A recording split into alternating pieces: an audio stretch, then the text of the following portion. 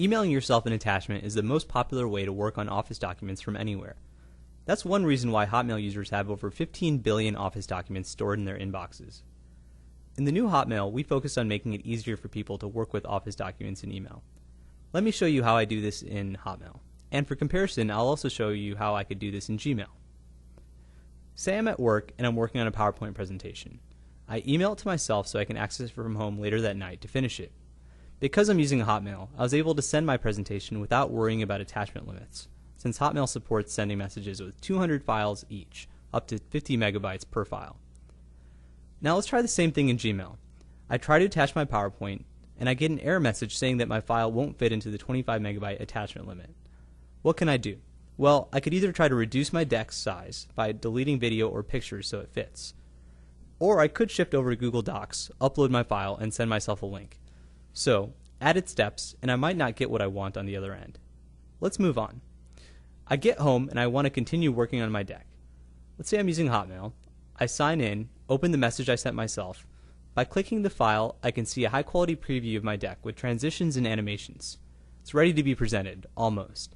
I still need to make a few edits. But before I do that, let me switch back and try this in Gmail. Now, let's say I was able to finally get by Gmail's 25 megabyte attachment limit, maybe by removing a video. Here's the message I'd receive with the file attached.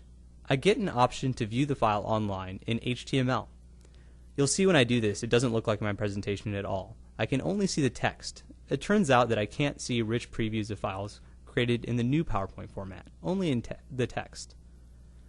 Now, what if I did remember to save my file in the older PowerPoint version before emailing it?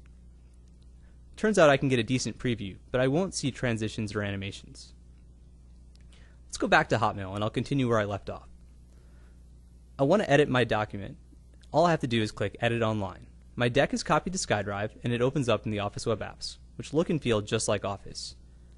You'll notice that my formatting looks the same as before, even when I'm editing. This is because the web apps were designed to preserve my document's formatting. Now, I've done all of this without using any software on my PC. That's great, but sometimes I want to use the full power of Office, maybe to edit a video in my presentation. It's just as easy as clicking Open in PowerPoint. My file will open up where I left off. My formatting is the same, no new versions are created, and when I click Close, my changes are saved automatically back to SkyDrive. Now, let's try doing this in Gmail. As you'll recall, I was viewing the attachment, and when I want to edit it, I can click Edit Online to go to Google Docs. But when I try to do this, I get an error message. Apparently, I can only edit PowerPoint presentations from Gmail that are less than 10 megabytes. So, another limit for editing PowerPoint presentations, and it's different than the limit for sending attachments via email. Now, I could download the attachment, open it in PowerPoint on my PC, resave it, then switch over to email and reattach. But I need to make sure I had the right software installed, not to mention this takes a lot of extra steps. Now, let's say I managed to get the PowerPoint presentation within Gmail's attachment limit, and within the Google Docs size limit, and I get it in the right format so I can edit it. Here's what I see when I open my presentation in edit mode from Gmail. I notice that my formatting has changed.